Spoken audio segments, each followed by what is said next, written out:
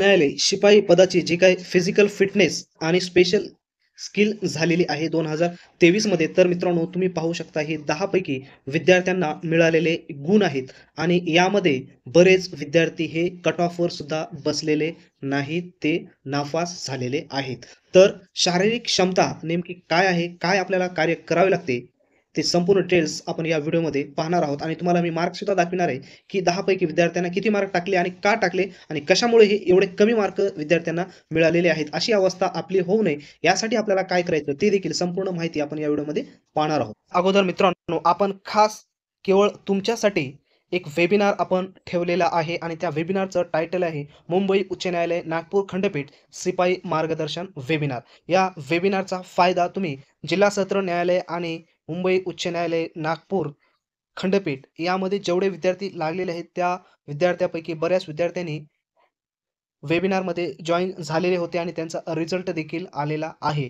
तर याच्यामध्ये काय माहिती आपल्याला भेटणार आहे वेबिनारमध्ये, तर तुम्ही पाहू शकता. पहा, अत्यंत महत्त्वाची इन्फॉर्मेशन आपण तुम्हाला देणार आहोत आणि तुमचे प्रश्न आपण जाणून घेणार आहोत आणि त्या पद्धतीनं मार्गदर्शन आपण करणार आहोत. त्याचा 100% तुम्हाला फायदा होणार आहे. तुम्हाला जर पोस्ट मिळवायची असेल तर अगोदर त्या पोस्ट संदर्भात संपूर्ण माहिती जर तुम्हाला असेल तर कोर्टामध्ये पोस्ट मिळवणे हे अत्यंत सोपे आहे. परंतु असं असतंय की थोड्या-थोड्या गोष्टीमुळे रिजेक्ट केले जाते. तर त्या गोष्टीमध्ये रिजेक्ट होऊ नये यासाठी आपल्याला सर्व माहिती असणं अत्यंत आवश्यक आहे. पहा, यामध्ये काय-काय आहे, शॉर्टलिस्टमध्ये नाव येण्यासाठी आणि फॉर्म भरताना कोणती काळजी घ्यावी. अजून 2-3 दिवस शिल्लक आहेत. त्या संदर्भामध्ये मी तुम्हाला माहिती देणार आहे. शॉर्टलिस्ट होण्याचे सर्वात जास्त चान्सेस कोणाचे असतात ते देखील सांगणार आहे. डॉक्युमेंट्स कोणते तयार ठेवावे, ऐन वेळेस आपल्याला परेशानी होऊ नये, परीक्षेची तयारी कशी करायची, संपूर्ण माहिती देणार आहे. आवश्यक प्रमाणपत्रे कोणती आहेत, की जे आपली निवड त्याच्यामध्ये पक्की करतात.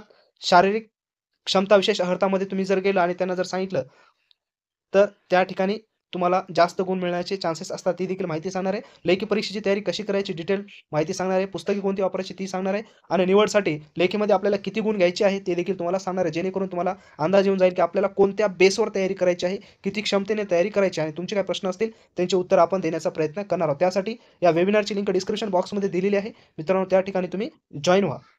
रविवारी आहे आणि संध्याकाळी 7 वाजता हा वेबिनार असणार आहे. पहा मित्रांनो, ही लिस्ट आहे त्या विद्यार्थ्यांना मिळालेल्या मार्काची. पहा, अतिशय कमी मार्क विद्यार्थ्यांना दिलेले आहेत किंवा मिळालेले आहेत त्यांच्या चुकीमुळं. तर कोणती चूक आहे ती आपल्याला तिथं करायची नाही. कारण काही विद्यार्थ्यांना 28-28 गुण असून सुद्धा ते विद्यार्थी कट ऑफवर बसलेले नाहीत आणि त्यांना त्या भरतीमधून काय करावे लागले, मागे यावे लागले किंवा बाहेर झालेले आहेत. तीच पोझिशन आपली होऊ नये यासाठी तुम्हाला माहिती असणं अत्यंत आवश्यक आहे. तर संपूर्ण व्हिडिओ हा शेवटपर्यंत पहा, काय आपल्याला त्यामध्ये करायचं आहे. जसं की आपल्याला जाहिरातीमध्ये दिसत आहे, शारीरिक क्षमता ही किती गुणांची आहे? 10 गुणांची आहे आणि या 10 पैकी मार्क हे अत्यंत महत्त्वाचे. जर तुम्हाला 2 किंवा 1.5 मार्क जर मिळाला, तर मित्रांनो तुम्ही सरळ-सरळ याच्यामध्ये फेल होणार आहात. तर ही एक्झाम कशी असते पहा, जास्त वेळ नसतो शारीरिक क्षमता आणि विशेष अर्हतासाठी. केवळ या ठिकाणी ह्या एक्झामसाठी 20 मिनिटं दिलेले असतात आणि ह्या 20 मिनिटामध्ये आपल्याला त्यांनी सांगितलेले कार्य करावे लागतात. यामध्ये 13 ते 14 आयटम्स ते आपल्याला त्या ठिकाणी असतात.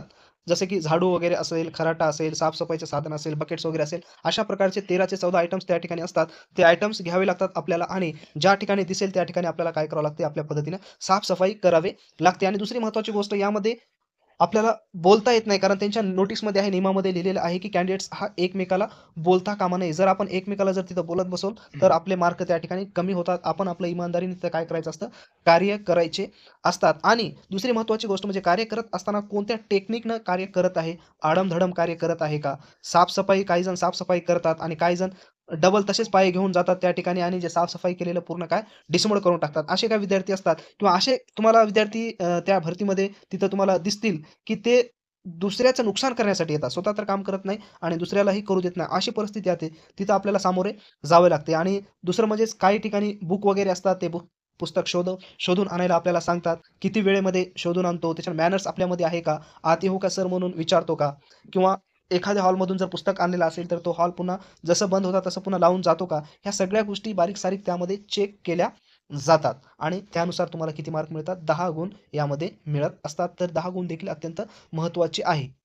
तर यासाठी अजून तुमचे प्रॉब्लेम असतील, तर त्यासाठीच आपण वेबिनार मुद्दाम ठेवलेला आहे, की कारण काही गोष्टी आम्हाला माहीत नसतात, ते तुम्हाला असतात. तर तुम्ही जर संपर्क केला, माहिती सांगितलं, त्यावर उपाय देण्याचं कार्य आम्ही करत असतो. तर जास्तीत जास्त ही माहिती तुमच्या मित्रांना शेअर करा आणि वेबिनारची लिंकसुद्धा जास्तीत जास्त तुमच्या मित्रांना तुम्ही शेअर करा आणि काही प्रॉब्लेम असेल, समस्या असेल तर कमेंट्स बॉक्समध्ये तुम्ही कमेंट्स करा.